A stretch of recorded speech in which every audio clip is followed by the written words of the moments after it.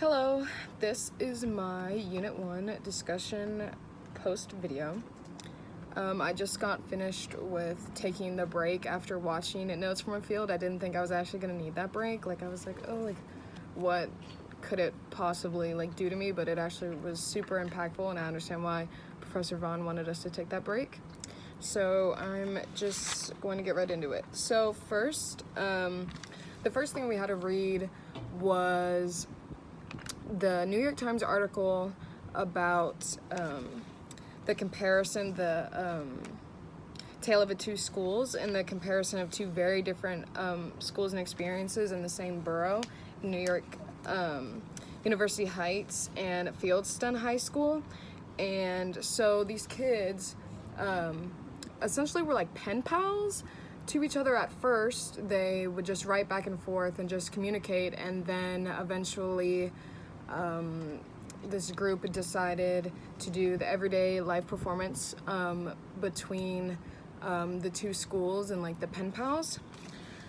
So I thought that this article did show the value of an everyday life performance because in chapter 2, one of the aspects of performing, it says, is that performance offers an experience, which, first of all, this is an amazing experience for two groups of people that are seemingly polar opposite in class status to communicate and to come together. And also in chapter 2, the Pelias and Schaefer textbook says that performance facilitates comprehension, and that the job of performing is to do the other story, the aesthetic text, to do it justice when you perform it. And so that's two different parts, and I'll talk about that. The first part, the New York Times article facilitated the everyday life performance in the article between the two students, facilitated a great comprehension, I believe, between the two groups of students, because the Fieldston kids, which are the rich kids, were able to see and feel and experience what other people have to go through, and that things that they probably didn't even imagine. The one girl in the article says she has the stress of, if her mom passes away, then she's going to have to take care of her siblings. That's something that I don't think a lot of kids at Fieldston, if any, have to deal with. And I also think that the University Heights students were able to understand where the Fieldston kids are coming from, and also understand that just because they have a lot of money doesn't mean that their life's perfect, because I bet that they probably assume that, as we all do, that when you have money, your life's perfect. And even you can think, oh, you just have small problems, or comparatively they're not as bad. But I do think that their everyday life performance facilitated comprehension between the two groups. And I also think, I assume this, and then it also says this in the article, that the students took great care of the other stories. They took great care, and they wanted to do the story justice, and they weren't going to just brush past this and do whatever. They accepted the stories as their own, which is what you're supposed to do with an everyday life performance, and come together as one with the other person and empathize with them. And I think that article did it perfectly.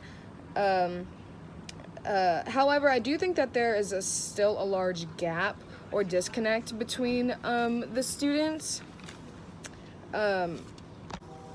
However, I do think there is still a pretty big gap or disconnect between the students,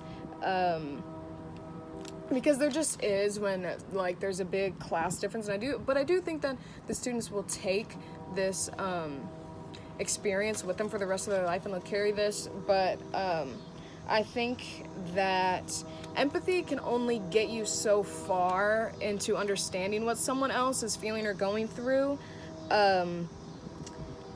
if you don't experience it for yourself. And yes, you can perform their stories, but you don't actually have to live with the stress of wondering where your next meal is going to come from, or if rent, if you're gonna make rent, or like food stamps and all that stuff, if you're not experiencing that for yourself, empathy can only go so far, I think.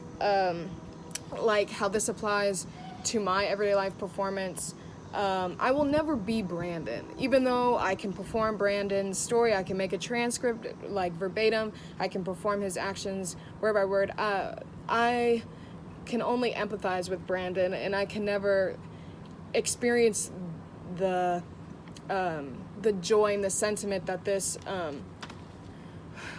memory of his Dumbass Award has for him. I'll never experience that for myself. I can only like imagine what that feels for him. So the next thing after the article was the preview video with Anna Dever Smith and Henry Louis Gates Jr. The preview video, and I thought leading into the notes from a field, I thought it was ironic that she says in the video that she has made a historical piece or something like that before, and she got a lot of criticism for it, and everyone was saying that like, you don't experience this, you know, like, don't perform this, like, you can't relate, or it's not her life. However, as we came to find out in the video, that she did have, or her family did have a large part in slavery, and that her grandfather, or like great-great-grandfather, Basil Biggs, was a part of the Underground Railroad, and that his farm was used as a field hospital for the Confederates. So for someone to tell her that she doesn't have a part in history when she clearly does, or as we came to find out in the video. So, notes from a field. First of all, I think Notes from a Field, that was such an amazing performance by Anna Dever Smith. It was so moving. I didn't expect for it to be that moving. I didn't really know, like, because I've never seen an everyday life performance video, first of all, and then I think that she's probably exceptional, and so I was just completely moved by the performance, but I'll get into that. So in this performance, she was performing excerpts and interviews of people and describing the school to prison pipeline, and she was performing these acts and interviews from people who'd witnessed violence, who experienced the effects of this violence every day. She performed a piece or an excerpt interview from the man who recorded the Freddie Gray video. She was a teacher who had experienced like the effects of violence and sees the school to pipeline or school to prison pipeline every single day, and how it's just the system's so bad. And she also performed as people who are affected by the school to prison pipeline, the fishermen that had been to prison, and the big guy, and she had the waiters on, whatever. So yeah. And at chapter 7, the Puleas and Schaeffer textbooks talks about how paraphrasing is a disservice to the aesthetic text, and that it only minimizes the other. And I completely agree with that, and I think that Anna Dever Smith's performance showed just how impactful not paraphrasing is, because it was watching her perform and knowing that every single movement, every single gesture, every single word that she is saying is verbatim someone else. That was amazing, and I don't think that the story would have been as impactful if she would have tried to paraphrase or summarize or script the performance based off of these interviews. And the fact that she was just doing them verbatim made the experience for me so much more powerful. And also, another point in chapter 7 is talking about convergence, and that the performer needs to lose oneself and converge with the other party to successfully create an everyday life performance. And Smith does that, I mean, perfectly.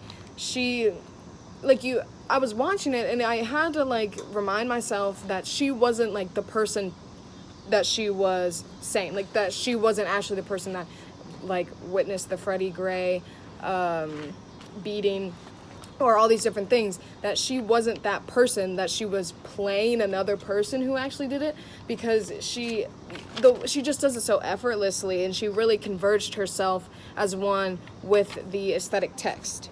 Also, she recognizes, I think, okay, so in chapter 7 it says that you, as a performer, should recognize the other feelings of the person that you're performing, and I think that she does that, like I said, effortlessly, but I think that it's easy for her to recognize these feelings as a Black woman in America that has experienced a lot of these things that she talks about in the her performance. So I thought, like I said, that the performance was really powerful, and I want to see the original videos and excerpts and interviews. Like, I wish that they were recorded, and I want to see the original ones to compare it to her video, because I bet that they're the exact same. And I think that the Notes from a Field showed us just how an impactful empathy can be, because when you're engaging with the audience, for me, like I'm the audience and she's the performer, obviously, I completely empathize with these people. I mean, obviously I would empathize with these stories if I've read them or watched an interview on the news or something, but for her to connect with me the way that she did showed just how important these everyday life performances are, and how you can make the audience truly feel something, and how if you do the performance right and you become one with the aesthetic text, the value of empathy really shines through, and you can just knock down barriers that you might have with another person and truly become one with another person. Yeah.